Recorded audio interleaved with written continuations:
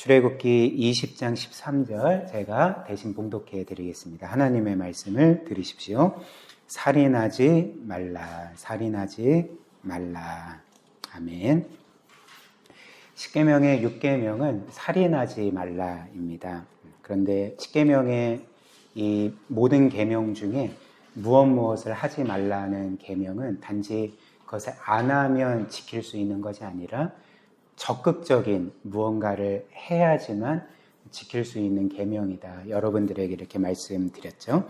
그래서 예를 들면 그 1계명 나 외에는 다른 신을 섬기지 말라. 그리고 우상을 만들어 절하지 말고 예배하지 말라. 이런 계명들이 있습니다. 이 계명은 단지 다른 신을 섬기지 않으면 되는 것이 아니라 하나님을 우리의 참되신 그 창조주요 또 주권자요 구세주로만 인정하고 믿고 섬기고 예배하고 영화롭게 하라는 그 계명이죠. 그리고 하나님의 이름을 망령되게 부르지 말라는 이 3계명도 그 바꿔 말하면 하나님의 이름을 너희의 삶 가운데 가장 중요하고 영광스럽게 여겨서 그 이름의 영광을 위해 살라, 이런 적극적인 계명입니다.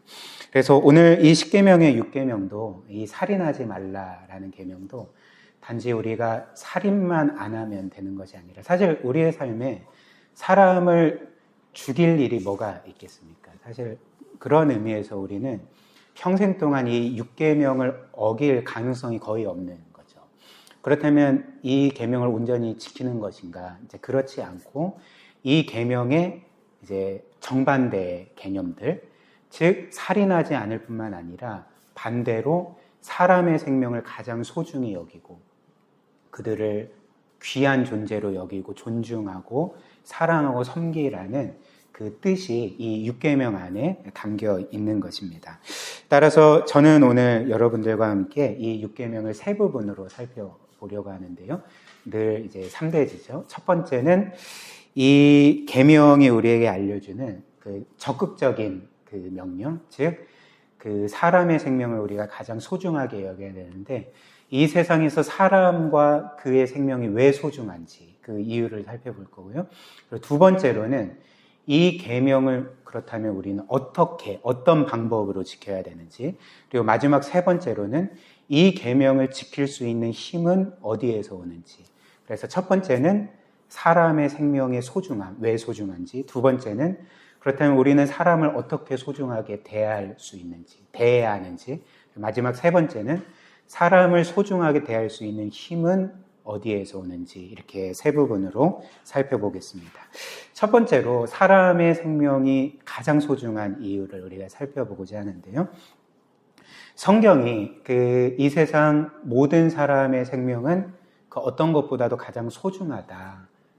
그 이유로 우리에게 제시하는 것이 이 세상 모든 사람은 하나님의 형상으로 창조되었기 때문이다. 우리에게 그렇게 알려주고 있습니다. 그래서 사람이 이 세상 어떤 것보다 소중한 이유는 그 사람이 동물들보다 직접으로 뛰어나거나 아니면 어떤 우리가 보통 말하는 지정의의 능력을 갖고 있기 때문이거나 혹은 동물들과는 달리 어떤 거대한 문명과 문화를 이루었기 때문에 사람이 동물들과 다른 존재들보다 더 귀한 것다, 이렇게 보통은 생각하지 않습니까? 즉, 이 세상 사람들은 사람이 다른 것보다 소중한 이유는 그 사람의 능력 때문이다. 이 능력의 차원에서 사람과 그의 생명의 소중함을 생각하는 것 같습니다. 그런데 그 성경은 그렇게 말하지 않는 거죠. 물론 사람이 다른 동물들이 갖지 않는 지성과 의지와 또 정서를 갖고 지적으로 매우 뛰어난 것은 사실이나, 그리고 여러 뛰어난 문명과 문화를 이룬 것은 사실이나, 성경은 그것 때문에 사람이 귀하다고 말하지 아니하고 사람이 하나님의 형상으로 창조되었기 때문에 귀하다, 이렇게 말씀을 하는 거죠. 그래서 이에 대해서 하나님께서 창세기 9장에 보면 이런 이유로 사람을 죽여서는 안 된다, 이렇게 명하고 계시거든요. 한번 보십시오. 창세기 9장 5절 6절입니다. 내가 반드시 너희의 피, 곧 너희의 생명의 피를 찾으리니 짐승이면 그 짐승에게서, 사람이면 사람의 형제면 그에게서 그의 생명을 찾으리라. 다른 사람의 피를 흘리면 그 사람의 피도 흘릴 것이니 이는 하나님이 자기 형상대로 사람을 지으셨음이니라. 그래서 하나님께서는 노아 시대에 정말 그 죄와 악이 극에 달았던 당시 세상과 사람들을 물로 심판하셨습니다.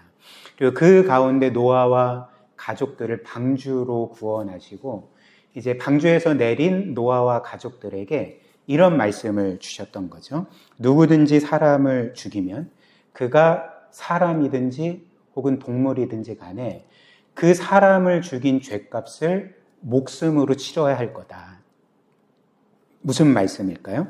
그러니까 우리에게 어떤 사실을 알려주겠습니까? 그러니까 사람의 생명은 사람의 생명이 아니고서는 갚을 수 없는 이 세상 어떤 것보다도 가장 귀한 거라는 거죠.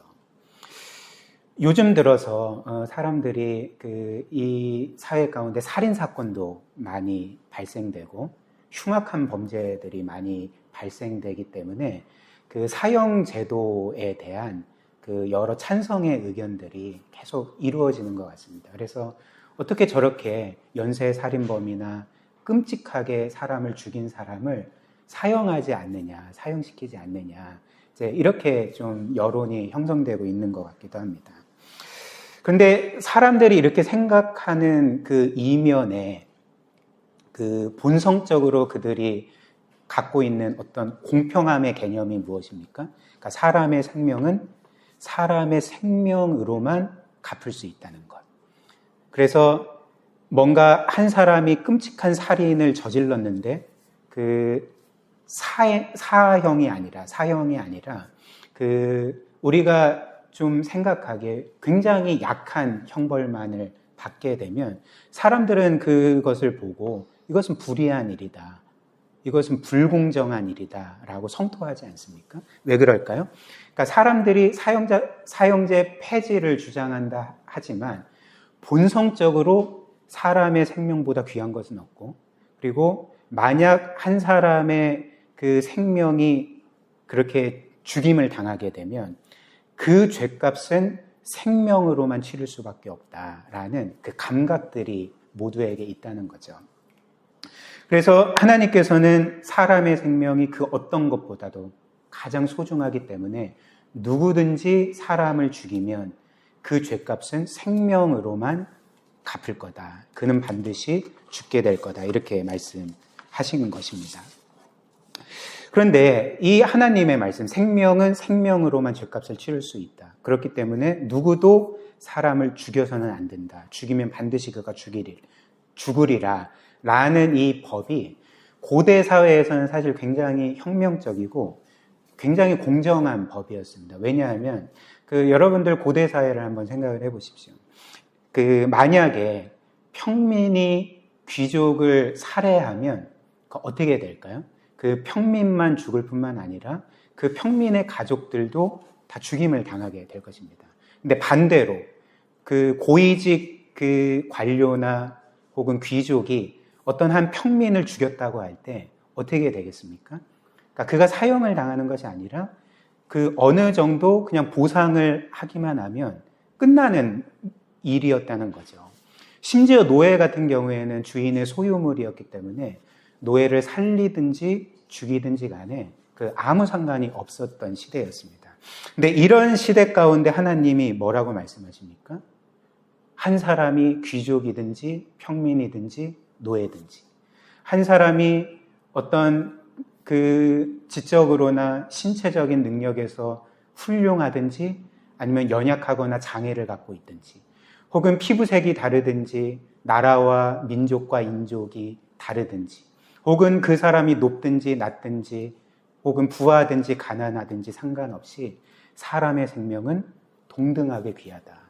이 세상 어떤 것보다 가장 소중한 것이 사람이다. 왜냐하면 사람은 나와 같은 그 영광스러운 형상으로 창조되었기 때문이다. 라고 말씀해 주고 계시는 것입니다.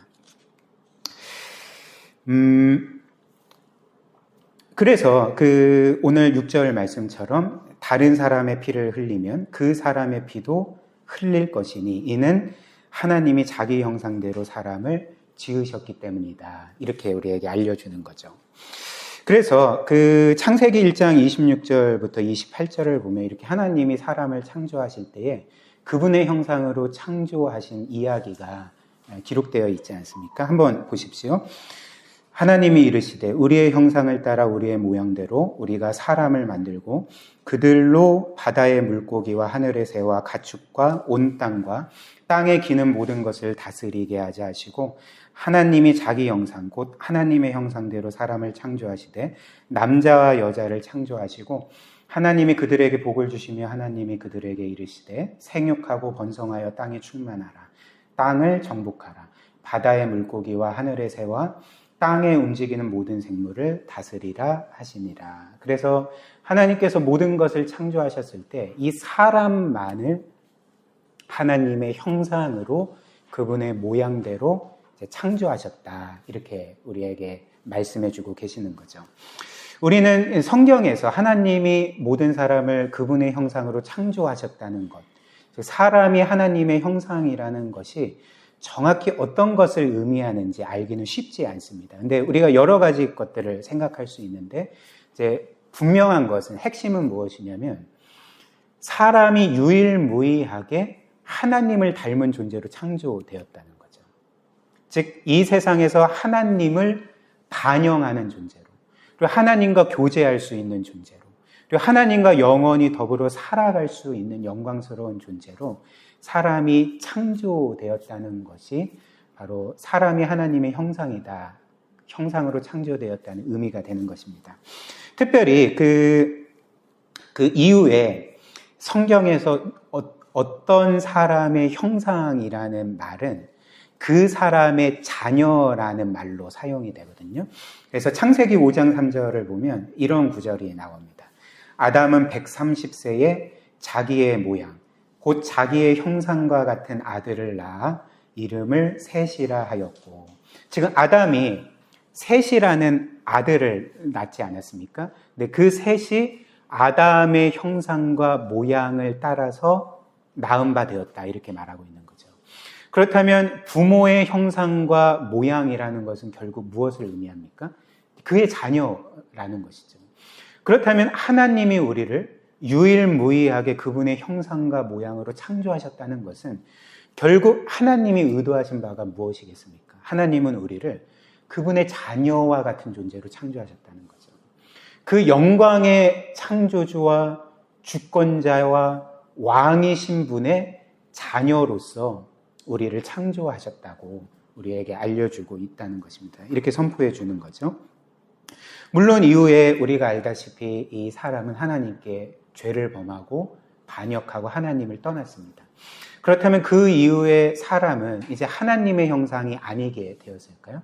그렇지 않고 이 창세기 9장이 우리에게 알려주는 것처럼 이후의 말씀이 우리에게 알려주는 것처럼 하나님은 우리가 하나님께 죄를 짓고 반역하고 하나님을 멀리 떠났음에도 불구하고 여전히 우리를 하나님의 형상으로 인정해 주시고 그리고 너희는 바꿔 말하면 여전히 나의 자녀와 같은 존재다라고 말씀해 주고 계시는 거죠. 그래서 이런 의미에서 성경은 사람의 생명이 이 세상 어떤 것보다도 가장 소중하고 사람이라는 존재 자체가 이 세상 어떤 것보다 가장 중요하고 영광스러운 존재다. 모든 사람이 다 그렇다. 그렇기 때문에 사람의 생명은 가장 중요하다. 우리에게 이렇게 알려주고 있습니다. 그런데 우리가 이제 이 지점에서 생각해야 될 부분이 있는데요.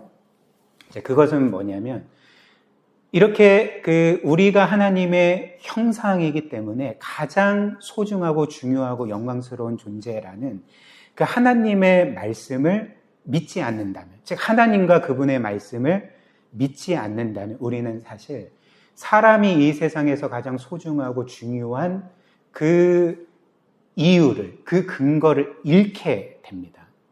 즉 우리는 더 이상 하나님이 아니라면, 그분의 말씀을 믿지 않는다면 사람은 가장 소중해.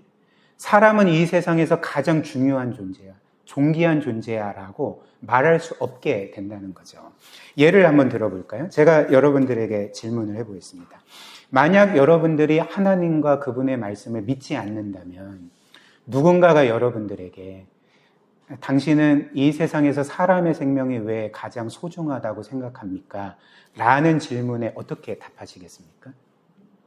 사람의 생명은 왜 이 세상에서 가장 소중합니까? 중요합니까?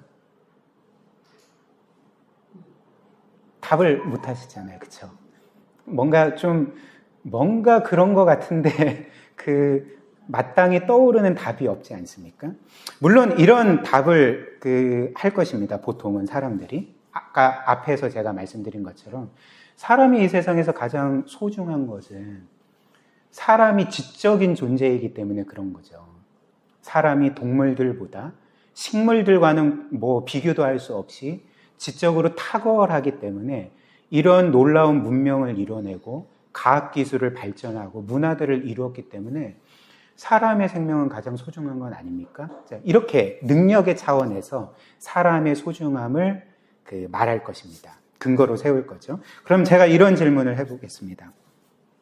사람의 지적인 능력이 그의 생명의 소중함의 근거라면 사람들 사이에서는 사실 지적으로 뛰어난 사람도 있지만 그렇지 않은 사람들도 있지 않습니까? 특별히 지적인 장애를 갖고 있는 사람들이 있지 않습니까? 그러면 지적으로 뛰어난 사람의 생명이 그렇지 않은 사람들의 생명보다 더 소중하고 지적으로 열등한 사람들의 생명은 그들에 비해서는 하찮게 되는 것입니까? 그렇지 않죠. 그렇게 말할 수가 없는 거죠. 혹은 나라와 민족 간에도 이 문명과 문화의 격차가 있습니다. 그렇다면 이렇게 뒤떨어지고 어떤 면에서 좀 열등한 나라와 민족과 인종들은 그렇지 못한 나라와 민족과 인종의 사람들의 생명보다 더 열등합니까? 더 떨어집니까? 그렇지 않은 거죠. 그러니까 똑같이 소중한 것 아닙니까? 그래서 사람들이 이렇게 하나님을 믿지 않는다면, 그리고 그분의 말씀을 믿지 않는다면 사람이 궁극적으로 왜 소중한지 확실한 근거를 제시할 수 없게 되는 것입니다. 특별히 하나님을 믿지 않고 그 어떤 신과 종교도 믿지 않는다면 결국 이 세상 사람들이 믿는 것은 과학 아닙니까? 특별히 진화론 아닙니까? 진화론을 믿는다면 사실 그러니까 사람의 가치를 이렇게 능력의 차원에서밖에 생각할 수 없게 되는 거죠. 예를 한번 더 들어봅시다. 여러분들이 학교에서 공부하실 때 배우신 것처럼 진화론의 핵심 개념은 적자생존이거든요. 그래서 모든 것들이 어찌됐든 진화하는 가운데 서로 이제 경쟁하게 되고 경쟁에서 도태된 종들은 사라지고 살아남은 종들만이 계속적으로 진화하고 발전한다는 게 진화론의 핵심 아닙니까? 그렇다면 그리고 진화론이 말하는 바 이것이 이 세상의 가장 자연스러운 법칙이다. 가장 자연스러운 자연의 법칙이자 과정이다라고 생각을 하는 거죠. 그러면 진화론의 관점에서 보면 인류 발전에 별로 도움이 되지 않는 경쟁에서 지고 도태되고 있는 사람들은 사실 별로 가치가 없는 거죠. 인류사에서 발전의 관점에서 보면 그 사람의 생명이 별로 무의미하고 가치가 없게 되는 것입니다. 그렇다면 인류 발전을 위해서 모든 사람들을 죽여도 되는 걸까요? 여러분들은 어떻게 생각하십니까? 죽여도 될까요? 그렇지 않죠. 말도 안 되는 일 아닙니까? 그런데 역사상 보면 이렇게 말도 안 되는 일이 실제로 일어났습니다. 20세기 초에 독일 나치에 의해서 600만 명의 유대인들이 학살당하지 않았습니까? 근데 그들이 주장하는 바가 무엇이었냐면, 그들이 왜 그렇게 유대인들을 학살했냐면, 진화론에 근거해서 우리 게르만 민족은 이 세상 가운데 가장 우월한 민족이고, 저 유대인들은 인류 발전에 해가 되는 존재들이기 때문에 우리는 인류 발전을 위해서 얼마든지 저들을 죽일 수 있다. 저들을 다 죽여버려야 된다 하면서 이렇게 인종 청소를 했던 것입니다. 이는 무엇을 보여줄까요? 그러니까 사람들이 하나님을 믿지 않으면, 그분의 이 진리의 말씀을 믿지 않으면 사람이 왜 가장 소중한 존재인지, 사람의 생명을 왜 앗아가면 혹은 죽이면 되지 않는지, 그리고 그 사람이 이 세상 어떤 것보다 왜 가장 소중한지 확실하게 말할 수 없게 되는 거죠. 그 근거를 다 잃어버리게 되는 것입니다. 여러분들이 보셨을지 모르겠지만 그 굉장히 명작 영화 중에 하나가 이제 불후의 명작 중에 하나가 터미네이터, 특별히 2편 제임스 카메론 감독이 만든 영화, 여러분들 뭐 보신 분들도 있고 뭐 줄거리를 다 아시리라 생각을 합니다. 지금 AI 기술이 굉장히 발전하면서 좀 위기감을 느끼고 있지 않습니까? AI가 반란을 일으켜서 로봇을 대동해서 인류를 장악하고 지배하면 어떻게 하나. 이제 그런 좀 위기감들을 계속 조금씩 느끼고 거기에 대해서 대비해야 된다. 이렇게 좀 의견이 모아지고 있는 것 같아요. 근데 이제 터미네이터가 그런 내용이지 않습니까? 미래에 AI가 반란을 일으켜서 로봇을 앞세워서 사람들을 이제 지배하는. 근데 이제 미래의 AI 로봇에 대항하여서 인류를 이끌고 있는 존 코너라는 사람이 있는데, 미래에서 AI 군단이 로봇 암살자를 과거로 보내서 어린 존 코너를 죽이려고 하는 거예요. 그래서 똑같이 저항군에서도 이제 터미네이터라는 로봇을 과거로 보내서 어린 존 코너를 이제 보호하고 지키는 내용인 거죠. 근데 이 터미네이터가 이 존 코너를 어찌됐든 보디가드로서 이제 지키려고 하는데, 어떤 한 사람이 이 존 코너를 이제 위협할 때 터미네이터가 이들을 잽싸게 제압하고 갑자기 총을 꺼내서 이들을 죽이려고 하는 것입니다. 그러니까 어린 존 코너가 이제 깜짝 놀라서 그 총 치워라. 지금 뭐 하고 있냐. 사람을 죽여서는 안 된다. 이렇게 말하는 거죠. 근데 터미네이터가 거기에 대해서 왜 사람을 죽이면 안 되는데? 라고 했을 때 이제 존 코너가 당연히 안 되지. 사람을 죽이는 건 나쁜 거야. 라고 말했습니다. 그때 터미네이터가 했던 말이 왜 사람을 죽이면 안 되는데? 그러니까 존 코너가 좀 망설이더니 그냥 사람을 죽이면 안 돼. 그거는 그냥 무조건 나쁜 일이야 하면서 별로 근거를 제시하지 못하고 그냥 사람 죽이는 건 나쁜 일이니까 죽여서는 안 돼. 라고 이제 대화가 끝납니다. 근데 사실 터미네이터 입장에서는 사람을 죽이면 안 되는 이유를 찾기가 쉽지 않은 거죠. 왜 그럴까요? 터미네이터 입장에서 보면 사람이 자기보다 지적으로 뛰어나지도 않고 능력에 있어서도 훌륭하지도 않고, 내가 볼 때 사람들은 이 지구와 또 세계와 자연들을 지금 파괴하고 있는데 어떤 면에서 지구에서 보면 암적인 존재인데 왜 사람을 죽이면 안 돼? 라고 이제 반문하는 거죠. 그래서 존 코너도 이 터미네이터에 왜 사람을 죽이면 안 되는데 그것이 왜 나쁜데? 라는 물음에 제대로 답을 하지 못했던 것입니다. 경희대 물리학과 교수 중에 TV에서 좀 자주 나오는 김상욱 교수라는 분이 계시거든요. 보면 맥주 광고도 찍으시고 여러 예능 프로그램에도 나오시고 그러시더라고요. 근데 이 김상욱 교수님이 이제 이런 말씀을 하시는 것이 굉장히 인상적이었습니다. 한번 들어보십시오. 왜 인간은 돼지보다 소중합니까? 왜 인간은 다른 가축들을 마음대로 죽여도 된다는 권리를 갖습니까? 과학적으로 보면 인간과 돼지는 큰 차이가 없습니다. 오직 종교만이 인간이 가장 소중한 존재라는 것에 근거를 제공합니다. 이렇게 말을 했습니다. 그러니까 무슨 말일까? 그러니까 과학적으로 볼 때 인간이 이 세상에서 가장 소중하다는 근거를 찾기가 힘든다는 거죠.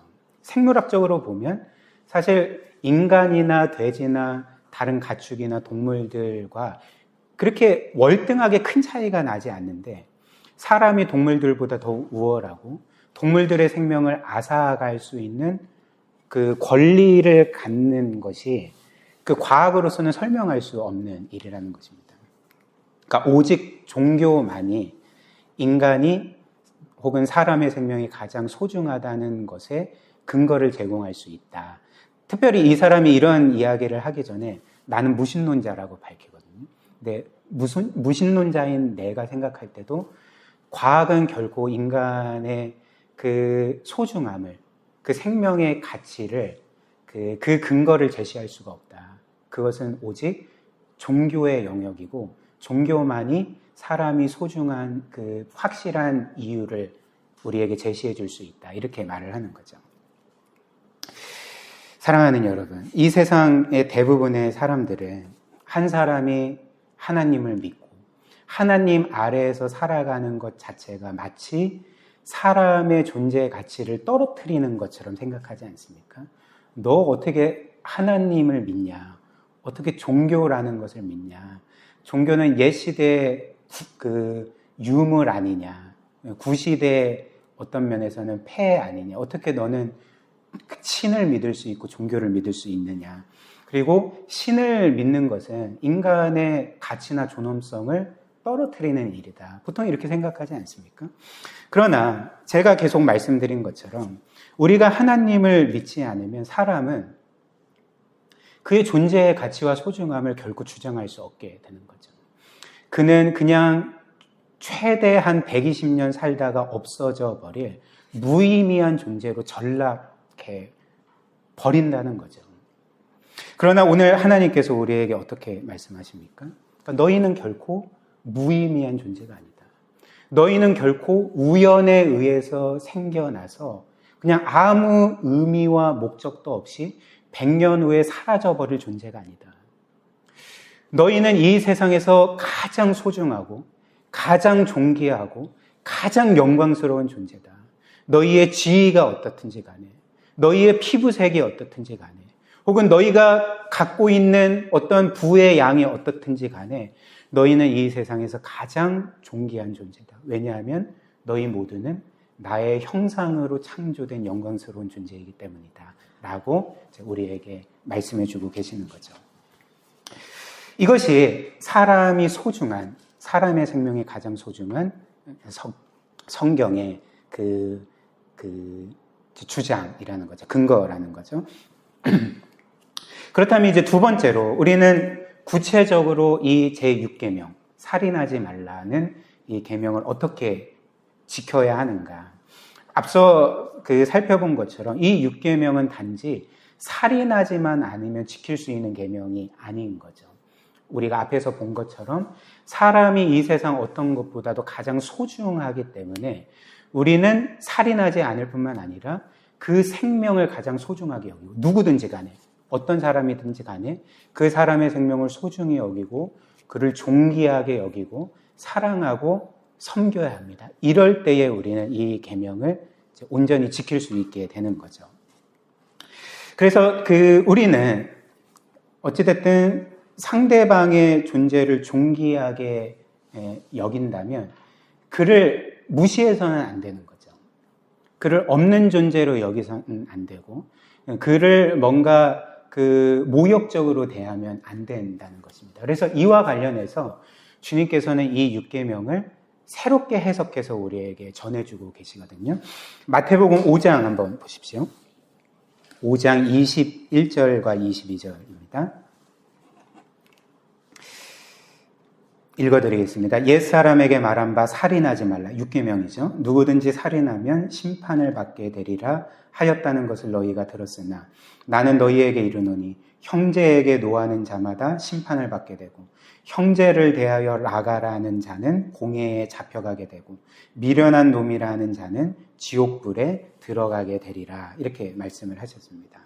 그래서 주님께서는 과거 이스라엘 백성에게 주어진 이 10계명의 6계명, 살인하지 말라를 이제 새롭게 해석하여 주고 계십니다. 근데 이게 사실 새로운 해석이 아니라 원래 의미였거든요. 원래 10계명의 핵심, 모든 계명의 핵심은 하나님을 사랑하고 이웃을 사랑하는 것 아니었습니까? 그렇기 때문에 살인하지 말라라는 계명도 사실 적극적으로는 이웃의 생명을 가장 소중하게 여겨서 그를 사랑하고 섬기라는 계명이었습니다. 이게 이제 본뜻이었던 거죠. 근데 사람들은 그 본뜻을 잃어버리고 마치 내가 살인만 하지 않으면 이 계명을 온전히 지킬 수 있는 것처럼 생각을 했기 때문에 주님께서는 이렇게 다시금 이 계명을 해석해 주시는 것입니다. 그래서 주님의 말씀의 핵심이 무엇일까요? 우리가 단지 사람을 죽이지만 않으면 이 계명을 지키는 것이 아니라 뭐라고 말씀하십니까? 22절 특별히 형제에게 노하는 자마다 심판을 받게 되고 형제에 대하여 라가라 하는 자는 공회에 잡혀가게 되고 미련한 놈이라 하는 자는 지옥불에 들어가게 되리라 이렇게 말씀을 하시는 거죠. 무슨 말일까요? 사람들에게 분노하는 것, 사람들에게 그 욕으로서 그들을 모욕적으로 대하는 것 자체도 넓게 보면 육계명 위반이라는 것입니다. 왜냐하면 이 육계명의 핵심은 사람을 소중히 여기고 존귀하게 여기고 그를 사랑하는 것이기 때문에 그런 거죠. 특별히 22절에 보면 형제를 대하여 라가라는 자는 공회에 잡혀가게 되고 이렇게 말씀하시지 않았습니까? 이 라가라는 것은 당시 이스라엘 사람들이 흔히 아는 욕이었습니다. 그리고 이 라가의 뜻은 무엇이냐면 이런 의미였거든요. 이 가치 없는 놈, 죄송합니다. 이 쓸모 없는 놈, 좀 죄송한데 마치 여러분들에게 하는 것처럼 아닌 것 아시죠? 이 아무것도 아닌 놈, 이런 의미였거든요. 그러니까 이 욕은 상대방을 지금 어떻게 대하고 있는 것입니까? 이 상대방을 없는 것처럼 여기는 거죠. 이 쓸모없는 놈, 이 가치 없는 놈, 이 없는 것과 같은 놈, 이렇게 아무것도 아닌 놈이라고 대하는 것은 너는 아무 가치도 없고 너는 있으나 마나한 존재고 오히려 없는 게 더 나아라는 어떤 면에서 굉장히 심각한 욕이고 어떤 면에서 인격 살인인 거죠.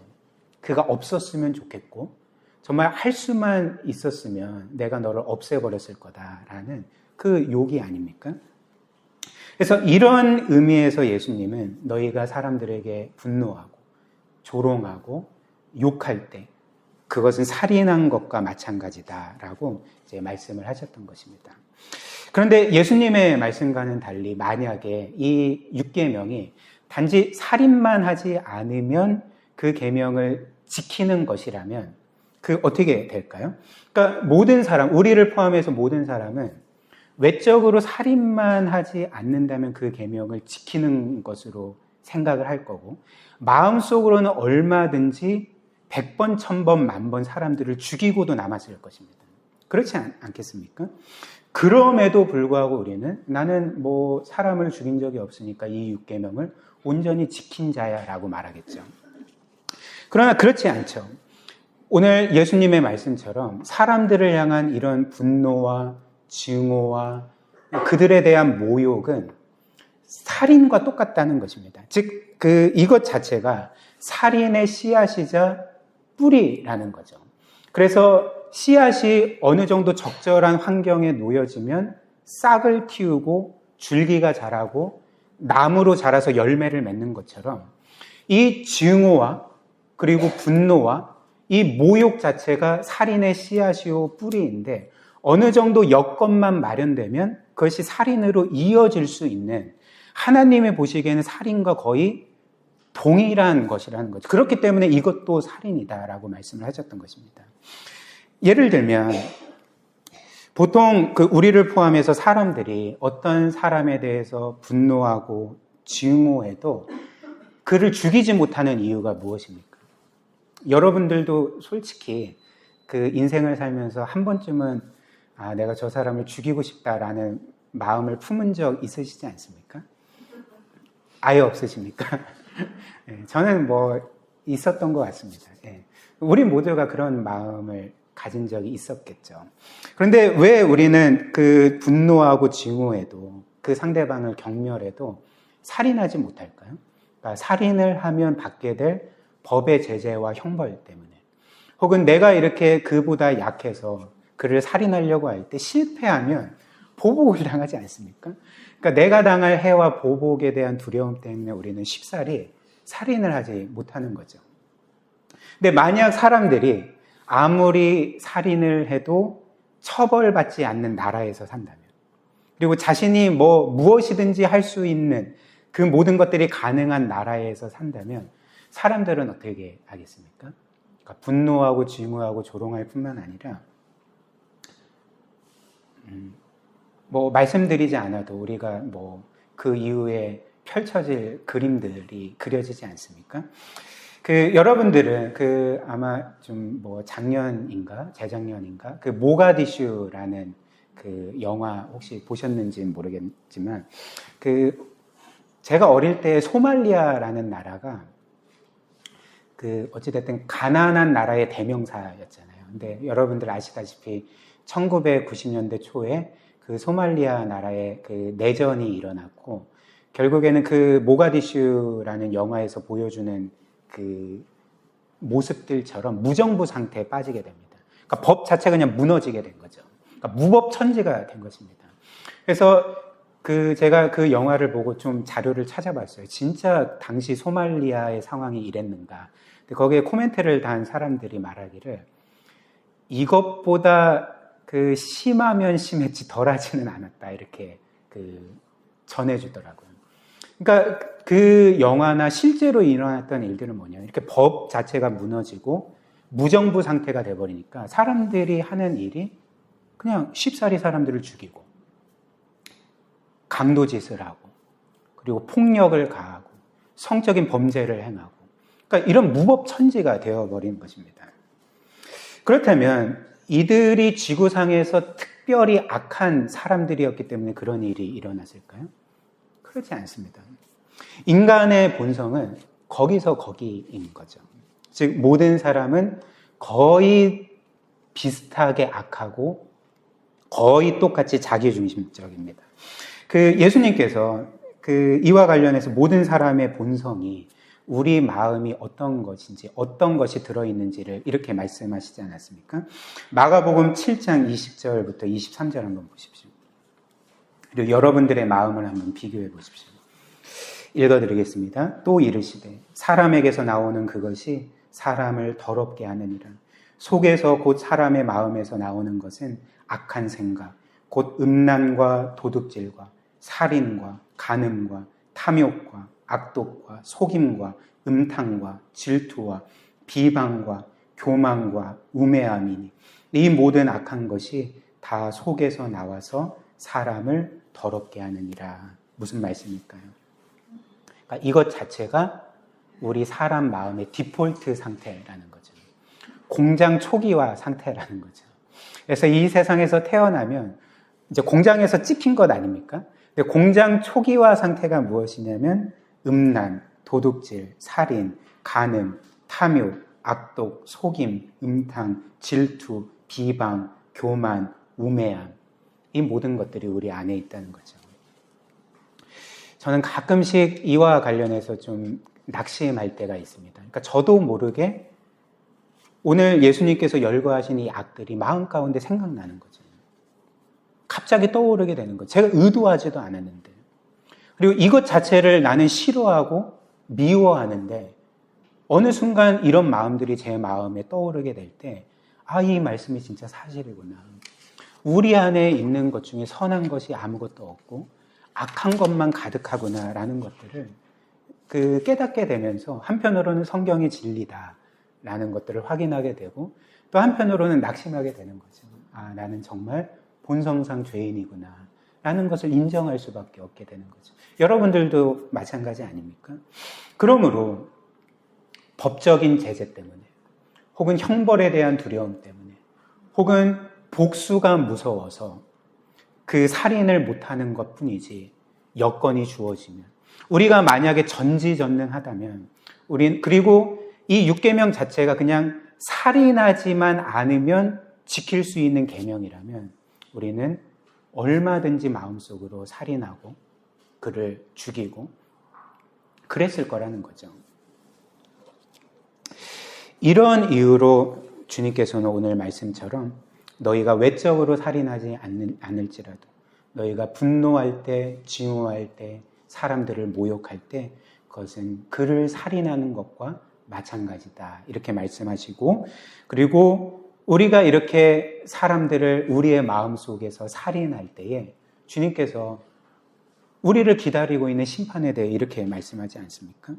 그러니까 노하는 자마다 심판을 받고 형제에 대해서 쓸모없는 놈이라 하는 자마다 공회에 잡히게 되고 미련한 놈이라는 자는 지옥불에 들어갈 거다라고 말씀을 하시는 거죠.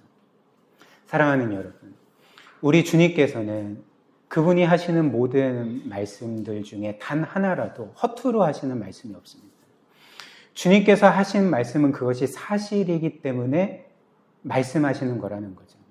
주님께서는 오늘 이 말씀도 우리가 분노하거나 혹은 상대방에 대해서 너는 쓸모없고 가치 없고 의미 없는 존재야 라고 하거나 어리석은 놈이야 라고 할 때 주님께서는 분명히 우리가 그 모든 죄로 인해서 심판을 받는 것이 확실하기 때문에 이런 경고를 하시는 것 아닙니까? 이 모든 죄를 짓더라도 심판받지 않는데 단지 우리를 두렵게 하시기 위해서 허투루 이런 말씀을 하시는 것이 아니라 진짜 이 죄에 대한 형벌이 이렇게 끔찍하기 때문에 두려운 것이기 때문에 우리에게 경고로서 말씀하시는 거죠. 그렇다면 주님의 이 경고의 말씀에 따르면 우리는 어떻게 되었어야 됐습니까? 그러니까 우리는 진짜 형벌에 처해지고 지옥불에 떨어져야 마땅한 사람들이었을 것입니다.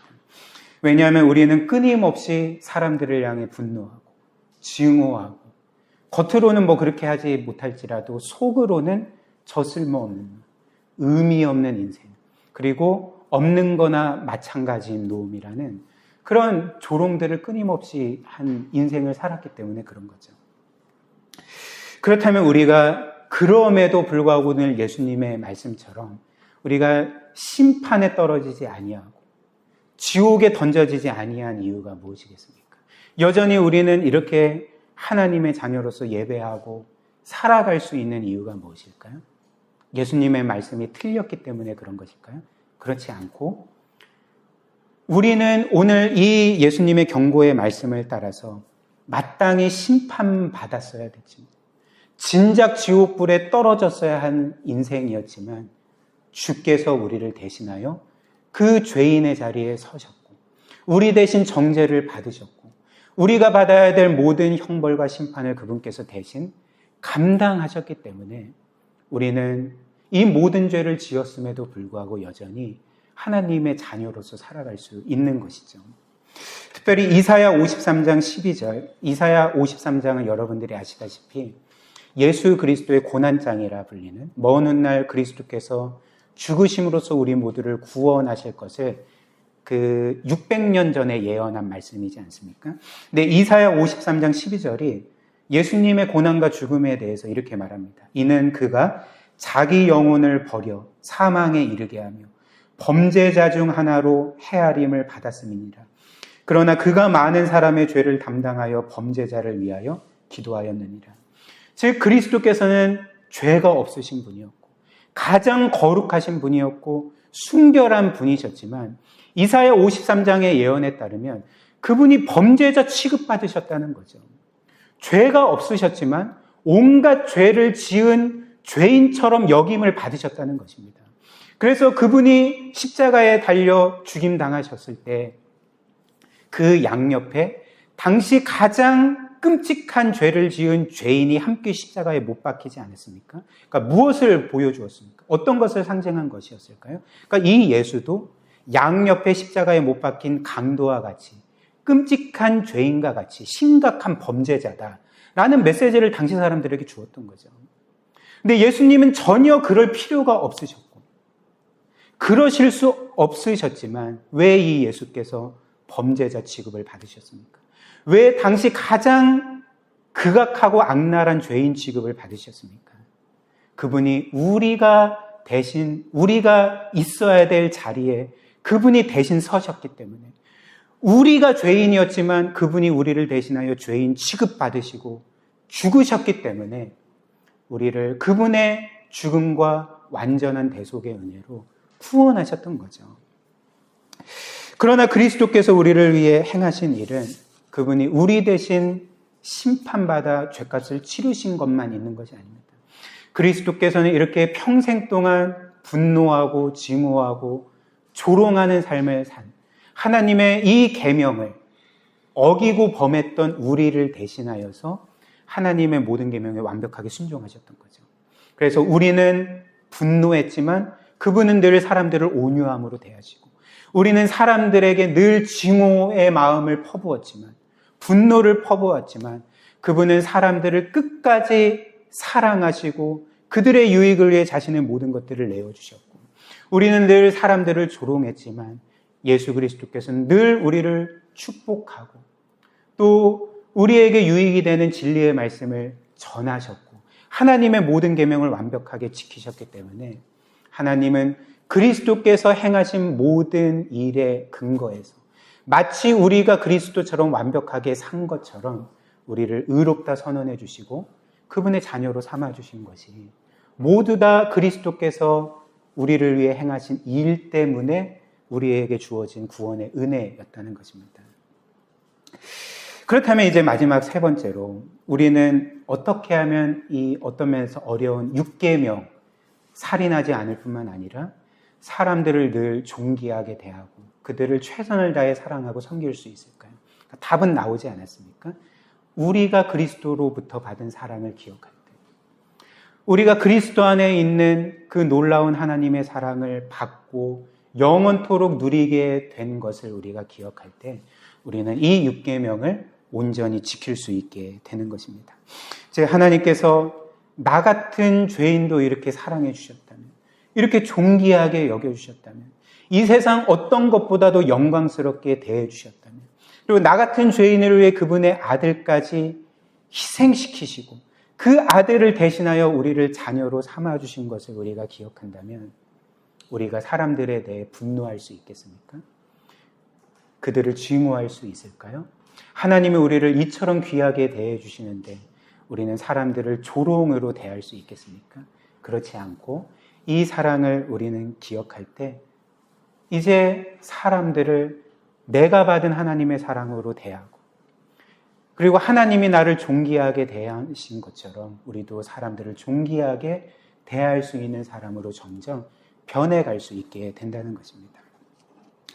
특별히 하나님께서는 우리를 포함해서 사람들을 구원할 뿐만 아니라 마지막 날에 우리 모두를 영광스럽게 변화시켜 주신다. 우리에게 그렇게 약속해 주셨습니다. 그래서 지금은 우리 자신도 그렇고 우리 주위의 사람들도 그렇고 어떤 면에서는 깨어지고 불완전한 인생을 살아가지 않습니까? 우리 서로는 늘 서로에게 상처를 주고 우리 안에 있는 죄성과 연약함과 불완전함으로 인해서 서로에게 고통을 주는 삶을 살아가고 있지 않습니까? 우리 자신을 보면 어떤 면에서 영광스럽지 않은 거죠. 그러나 성경이 약속하는 바가 무엇입니까? 하나님이 우리를 구원하실 뿐만 아니라 로마서 8장의 말씀처럼 우리를 영화롭게 하실 것이다. 정말 마지막 날에 이 세상 누구도 영광스럽게 되어서 정말 우리 서로가 그 사람들을 보며 C.S. 루이스의 말처럼 정말 예배하고자 하는 유혹을 받을 정도로 우리 서로는 영광스럽게 변하게 될 것입니다. 그렇다면 지금 우리의 모습이 아니라, 지금 우리 주위의 사람들의 모습이 아니라 마지막 날 우리와 우리 주위의 모든 사람들을 영화롭게 하실 모습들을 우리가 전망한다면 우리는 지금 내 옆에서 예배드리고 있는 사랑하는 지체들, 또 나의 가족들, 또 아직 구원받지 못했지만 구원받는다면 이렇게 영광스럽게 변화될 사람들을 바라보면서 그들을 이 세상 어떤 것보다도 존귀한 존재로 여기고 영광스러운 존재로 대할 수 있게 되는 것입니다. 이 복음을 늘 기억하며 정말 하나님이 그토록 귀하게 여기시는 그 사람들의 생명을 존중하고 소중히 여기고 그들을 사랑하고 섬기는 그런 복된 삶 우리 모두가 살아가기를 주님의 이름으로 축복합니다.